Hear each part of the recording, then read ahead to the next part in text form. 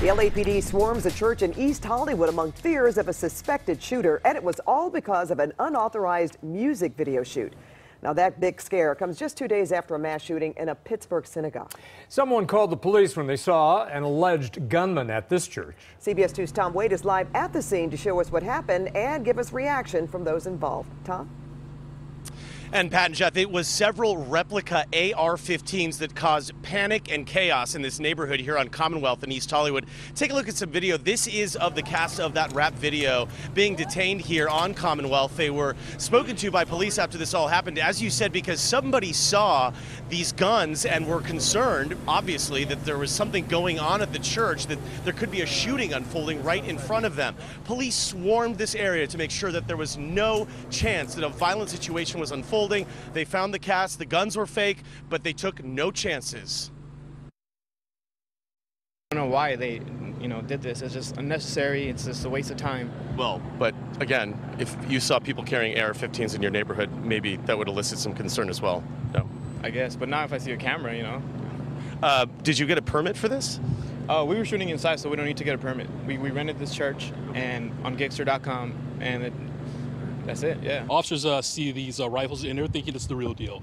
Based upon everything that's occurred in the nation over the last week, we're going to take precautionary measures and, of course, treat this as though it was the actual real situation, real deal with the suspect being armed.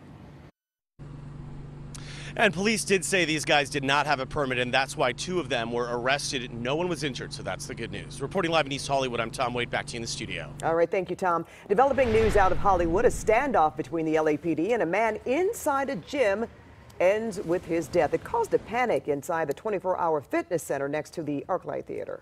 This afternoon, detectives revealed why officers opened fire on that man. CBS 2's Adriana Weingold is live at Hollywood.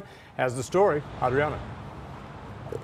Well, certainly some scary moments for the people inside this 24-hour fitness this morning. You can see behind me, Ivar is still closed here at Sunset. Now, this happened this morning, as I said. Someone inside the locker room got into a confrontation with an employee. That employee called the police, and that's when there was this officer-involved shooting.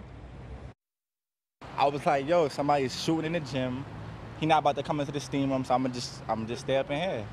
Tense and terrifying moments this morning inside the 24-hour fitness at Sunset and Ivar when officers say a man in the locker room got into a fight with police, grabbed the officer's taser, and was shot and killed. The individual was struck by gunfire and was determined to be deceased here at scene, and he is still in possession of that taser. Gerald says he hid in the steam room when the fight broke out, but says he could hear what was going on, including the gunfire. He got into a fight with the guards, and he was like antagonizing them and everything like that.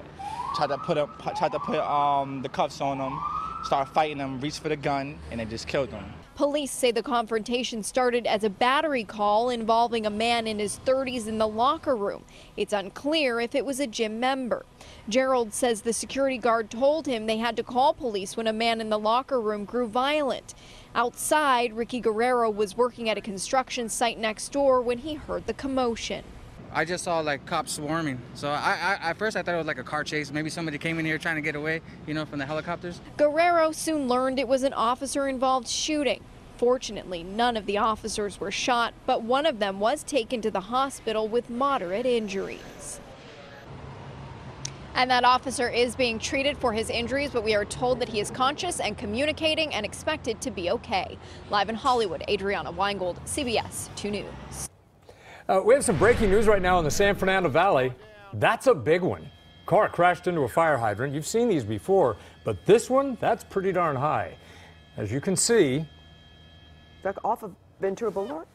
It is. It's on, yeah, I think right on Ventura Boulevard. The water is about 7 stories high. It's at the corner of Ventura and Havenhurst. Nobody's been hurt. No one was hurt in the crash, but a lot of people probably got wet. Well, it was warm today. Okay, detectives hope a security tape will help them catch a man who stabbed a senior citizen inside a fast food restaurant this weekend. Officers rushed to the McDonald's on Harbor Boulevard near Westminster Avenue in Garden Grove Saturday morning, and that's where they found an 89-year-old man with several stab wounds to his upper body. He is recovering right now. Security camera video shows a man entering the restroom where the attack happened, then leaving and running through the parking lot. Detectives are still trying to figure out a motive. The owner of the McDonald's franchise released the following statement. Our thoughts are with the victim's family and loved ones. We are working with law enforcement as part of this ongoing investigation. Our top priority is always the safety and well-being of our employees and customers at our restaurants. And we will have a live report from the scene of the stabbing coming up on CBS2 News at 6 o'clock. President Trump and the First Lady are going to visit Pennsylvania tomorrow in light of the Pittsburgh synagogue attack. And today, that suspect in the deadly shooting made his first court appearance. CBS 2's Juan Fernandez is here now with what happened inside the courtroom. Yeah, Pat and Jeff, a lot of people still shaking their heads over what happened. Robert Bowers did not enter a plea today. He's accused of killing 11 people and wounding 6 more, including 4 police officers. And the 29 counts against him go well beyond that. Robert Bowers appeared in court shackled and in a wheelchair, recovering from injuries he received during a gun battle with police on Saturday.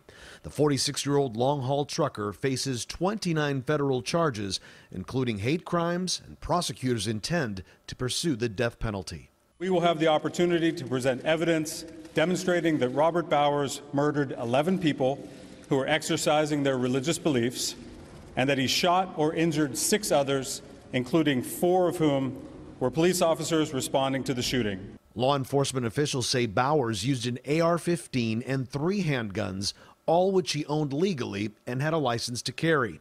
Before the shooting, on a website popular with the alt-right, Bowers posted a photo of 3 handguns he called his Glock family and wrote, "Jews are the children of Satan."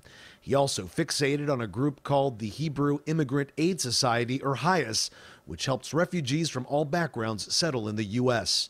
Rabbi Jeffrey Myers moved the congregation's Torah from the building this morning. I'm not just concerned about the rise of anti-Semitism, I'm concerned about the rise of hate in our country. Outside the synagogue, there's a Star of David memorial for each of the 11 people killed. The first of the funerals begins tomorrow. It still doesn't feel real. Like conceptually, I heard what happened, but I can't reconcile it at all.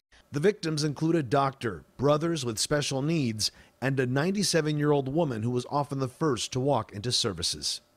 Well, Bowers is being held without bail. He'll be back in court for another hearing on Thursday, and he has no prior criminal record. Jeff? All right, Juan, thank you. Stay with CBS2 and CBSLA.com for continuing coverage of the synagogue shooting.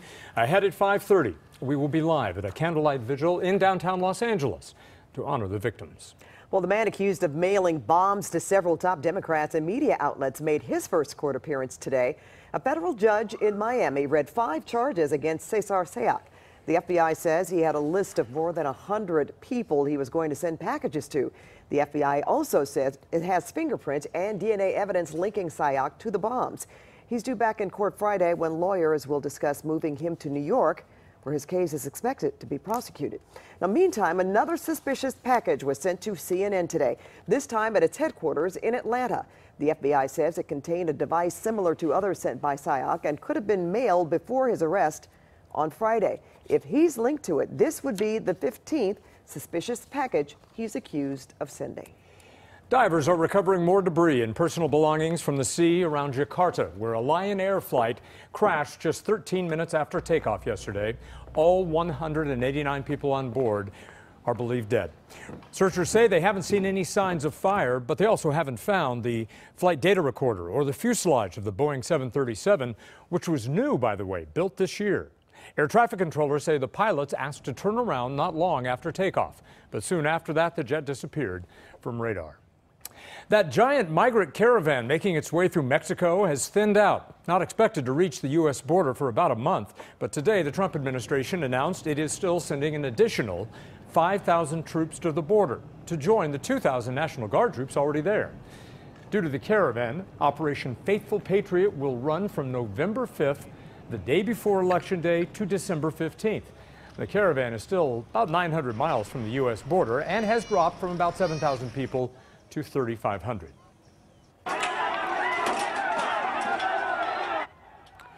Now, meantime, this is a second caravan that had been in a standoff with police at Mexico's southern border since yesterday. It broke through police lines into Mexico today.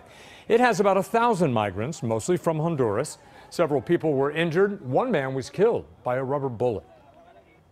Election Day is still a week away, but early voting has already started across Southern California, and it's never been more convenient to cast your ballot. CBS2 Orange County reporter Michelle Gili is live in Fullerton at one of the locations that actually has a drive-through. Michelle. Pat, whether it's food or voting, we in Southern California love our drive-thrus. This is one of the locations behind me here. It closed just a few minutes ago at 5 o'clock, but will reopen tomorrow morning. This is the Fullerton Community Center, and I've been here much of the afternoon, and I can tell you that the election business here is good. Okay, so they're fine. They probably signed in here. Thank you. Thank you. Have a great day. It's been a busy Monday at Orange County drive-through ballot drop-off locations, as well as at several spots where the public can vote in person early. It was just very convenient. We're not going to be here on Tuesday, so it was nice just to be able to come down here and drop them off. It's not crowded. They're very cordial and they're very friendly. There are 8 places countywide where voters can cast their ballots before Election Day, from Anaheim all the way south to San Juan Capistrano. They will be open all week from 8 a.m. to 5 p.m. This polling center is in a shopping center in Huntington Beach. There was a steady stream of people here all day. I've done it before quite a while ago. I don't know, a long time ago they had one that I went to. But for convenience, it's for convenience. Good day. Thank you very much. The minute pull into the parking lot at the Fullerton Community Center, election workers are waiting to collect mail-in ballots. And then I saw this little thingy here, and I thought, maybe I can give my voter's envelope right here, because I vote by mail. Neil Kelly, the Orange County Registrar of Voters, says the mail-in ballots are coming in at a brisk pace. As of this morning, he's received 226,922 ballots. That is a 61% increase over the midterm election in 2014. Howard Chen likes the idea of voting early. I think it's good because of things that a lot of people don't have time. Like I don't have time on election day, and then sometimes a lot of people are forgetful.